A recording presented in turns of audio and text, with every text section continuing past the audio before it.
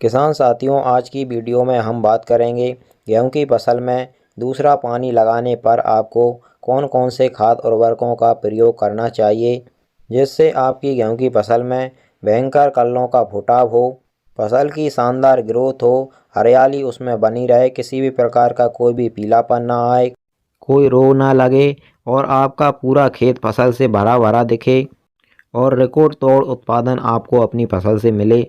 इसके लिए किसान साथियों, जब तक हम दूसरी सिंचाई करते हैं यानी कि हमारी फसल जब 45 से 50 दिन की होती है, उससे पहले पहले अगर हम सभी खाद और उर्वरकों का प्रयोग हमारी गेहूं की फसल में कर लेते हैं तो हमें बहुत ही अच्छा रिकॉर्ड स्तर पर उत्पादन प्राप्त होता है। और इस वीडियो में किसान साथियों, हम आपको यह भी बताएंगे कि दूसरी सिंचाई पर आपको कौन कौन से खाद और उर्वरकों का प्रयोग नहीं करना चाहिए। अगर उन खाद और उर्वरकों का प्रयोग आप दूसरी सिंचाई पर करेंगे तो आपका पैसा वेस्ट जाएगा, उससे कोई फ़ायदा भी आपकी फसल को नहीं मिलेगा। इस वीडियो में हम जो जानकारी देने वाले हैं वह सभी किसान भाइयों को जानना बहुत ही ज़्यादा ज़रूरी है अगर वह अपनी फसल से बहुत ही अच्छा रिकॉर्ड स्तर पर उत्पादन लेना चाहते हैं। तो किसान साथियों, कैसे हैं आप? उम्मीद करता हूं बहुत ही बढ़िया होंगे। पूरी जानकारी वीडियो में अच्छी तरीके से जानेंगे। उससे पहले अगर आपने अभी तक हमारे चैनल को सब्सक्राइब नहीं किया हुआ है तो इसी प्रकार से आपकी सही फसलों की सही और समय पर जानकारी सबसे पहले पाने के लिए चैनल को सब्सक्राइब कर दीजिए, वीडियो को लाइक कर दीजिए और ज़्यादा से ज़्यादा हमारे सभी किसान दोस्तों के साथ इस वीडियो को शेयर भी करिएगा। किसान साथियों, इस वीडियो में हम आपको जो दूसरी सिंचाई के लिए खाद और उर्वरक बताने वाले हैं उनका प्रयोग आप उस स्थिति में करिएगा जब आपने पहले पानी लगाते समय या बुवाई करते समय उन खाद उर्वरकों का प्रयोग नहीं किया है जो हम बताने वाले हैं। तो फिर आप उनका प्रयोग दूसरी सिंचाई करते समय कर दीजिएगा।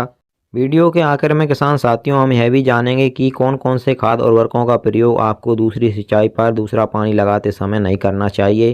पहले हम यह जानते हैं कि दूसरा पानी लगाने पर आपको कौन कौन से खाद उर्वरकों का प्रयोग करना चाहिए। तो पहला तो है किसान साथियों यूरिया।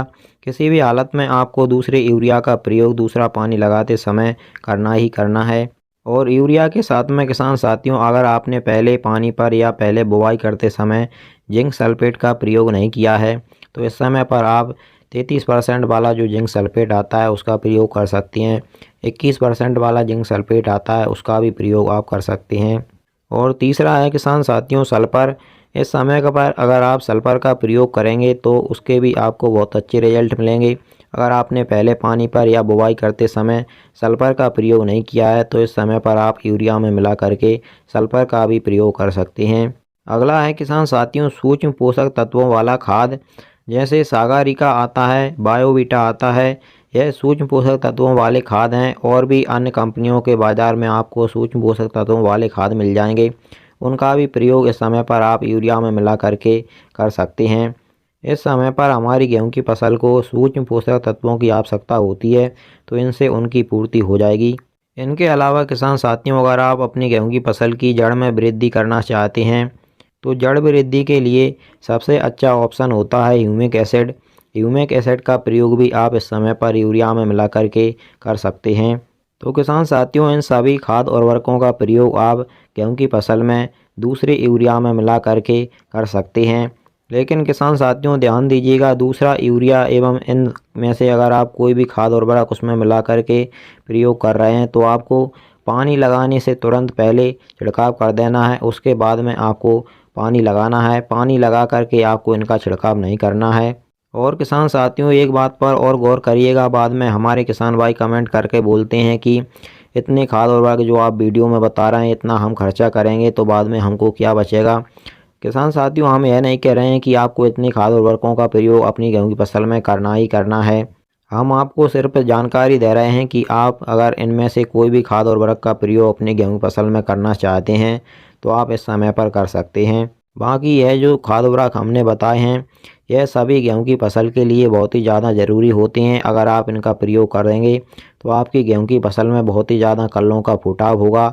आपकी गेहूं की फसल की अच्छी ग्रोथ होगी, अच्छी हरियाली आएगी, उसमें पीलापन नहीं आएगा और अंत में आपको बहुत ही अच्छा उत्पादन मिलेगा। चलिए अब जानते हैं कि आपको अपनी गेहूं की फसल में दूसरी सिंचाई पर दूसरा पानी लगाते समय कौन कौन से खाद उर्वरकों का प्रयोग नहीं करना चाहिए। इसके बाद में हम यह भी जानेंगे कि जो खाद उर्वरकों का प्रयोग आपको इस समय पर नहीं करना चाहिए उनकी पूर्ति आप अपनी गेहूँ की फसल में कैसे कर सकते हैं। तो पहला है किसान साथियों DAP।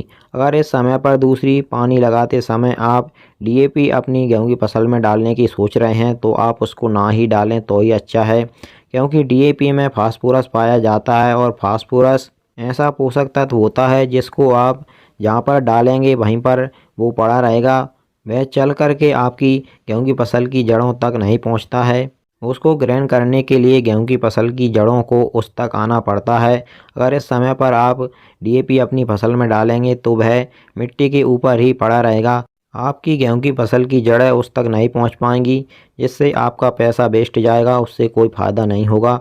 अगर किसान साथियों आप बुआई करते समय DAP की पूरी मात्रा नहीं डाल पाए हैं या आप DAP डाल ही नहीं पाए हैं और आप इस समय पर DAP की पूर्ति करना चाहते हैं तो उसकी पूर्ति आप स्प्रे के द्वारा कर सकते हैं। जो NPK वाटर सोल्यूबल फर्टिलाइज़र आते हैं उनका स्प्रे करके आप गेहूँ की फसल में DAP की पूर्ति कर सकते हैं। DAP में फास्फोरस पाया जाता है, तो इनमें तीनों तत्व होते हैं, फास्फोरस, पोटास और नाइट्रोजन भी NPK वाटर सोल्यूबल फर्टिलाइज़र में पाया जाता है।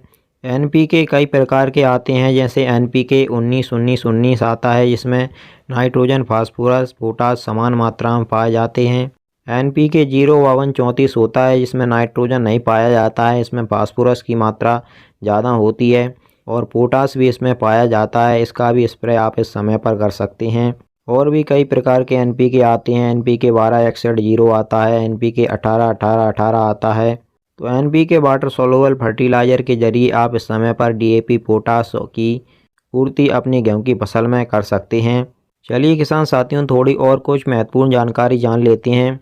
आप अगर इन NPK वाटर सोल्यूबल फर्टिलाइज़र खादों का स्प्रे कर रहे हैं तो इनके साथ में आप कुछ अन्य खाद, अन्य पोषक तत्वों को भी मिलाकर स्प्रे कर सकते हैं। जैसे जिंक आता है, चिलेटेड जिंक 12% वाला, उसको भी आप इसमें मिला करके स्प्रे कर सकते हैं।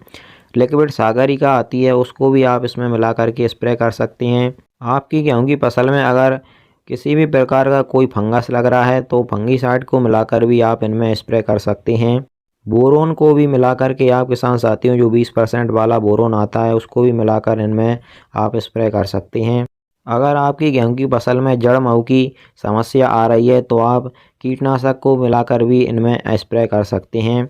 लेकिन स्प्रे करते समय किसान साथियों आपको कुछ बातों का ध्यान भी रखना चाहिए। पहला तो यह है कि आप जो भी खाद उर्वरक, जो भी पोषक तत्व इनमें मिलाना चाहते हैं उन सभी का आपको अलग अलग बर्तन में घोल बनाना है। बाद में आप जिस स्प्रे टंकी से स्प्रे कर रहे हैं उसमें एक साथ मिला करके स्प्रे करना है। और दूसरा किसान साथियों आपको 150 लीटर पानी का यूज करना है 1 एकड़ यानी 2 बीघा खेत में।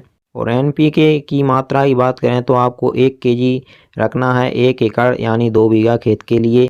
और तीसरा, जब आपकी फसल में ओस हो तब आपको स्प्रे नहीं करना है। जब आपकी फसल की ओस जड़ जाए तो उस समय पर आप स्प्रे कर सकते हैं।